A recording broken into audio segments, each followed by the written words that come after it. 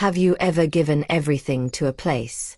Your time, your energy, your best efforts, only to wake up one day and realize that place stopped seeing your value a long time ago? Have you ever stayed somewhere that left you feeling exhausted? Somewhere your hard work went unnoticed, and little by little, made you question your own worth. Many people call that holding on. But sometimes, it is something else. Sometimes it is fear. Wearing the mask of holding on. Fear of starting over. Fear of the unknown.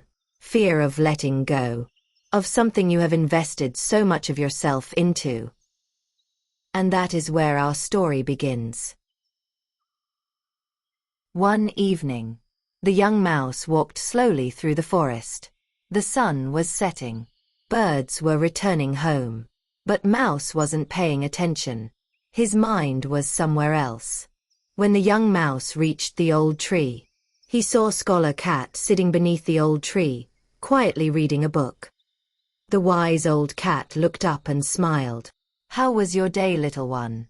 he asked softly. Mouse lowered his head. For a moment, he didn't say anything. Then, in a quiet, sad voice, he replied, "It was a hard day, master." The cat waited. Mouse slowly spoke. "Last week, I stayed late every night at the farm.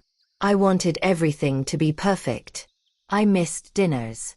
I skipped time with my family. I even worked through the weekend." The mouse stared at the ground. The next morning, someone else got the credit. The cat remained silent. Mouse continued. "I smiled. I acted like it didn't bother me. But it did." His voice cracked. "I keep telling myself, if I work harder, if I am more patient, if I am more understanding, things will get better." Then he looked at Scholar Cat. "But they never do." Scholar Cat asked quietly, "Little one, who are you trying to convince? Your co-workers, your supervisor, or yourself?" The question hit harder than the young mouse expected, because deep down, he already knew the answer. But he stayed silent. Scholar Cat stood beside the flowing stream and spoke softly. "You remind me of a rabbit I once knew." Mouse nodded and listened. Every single day, Rabbit went back to that dead tree, watering it, caring for it, believing that if he just gave a little more, it would finally come alive. The young mouse looked up slowly. "Then what happened, master?" he asked curiously. Cat continued. "The tree was already dead, little one. It had been dead for a long time. But Rabbit kept coming back. Every day, Rabbit focused on that dead tree, instead of focusing his energy on something else." Scholar Cat continued softly. "Listen, little one. You cannot change a difficult place overnight. But you can change what you focus on." The young mouse listened carefully, and Cat added, "A wise man once said, you have power over your mind, not over outside events. Realize this, and you will find strength and resilience at your work." The young mouse thought about those words. "What does that mean, master?" he asked curiously. "You cannot control things out of your control" means you cannot control what others say, who receives the credit, and how someone chooses to treat you. The cat confused. "But your mind, your focus, your willingness to learn, those belong to you. Nobody can take them." Mouse asked, "Should I just stay there, accepting all of this?" Cat replied gently, "Staying is not the same as accepting, little one. You can stay and still protect your peace. You can stay and still refuse to let their words define you. You can stay and still grow quietly on the inside." "But how, master?" the young mouse asked. "How do I survive it every day?" Scholar Cat replied softly.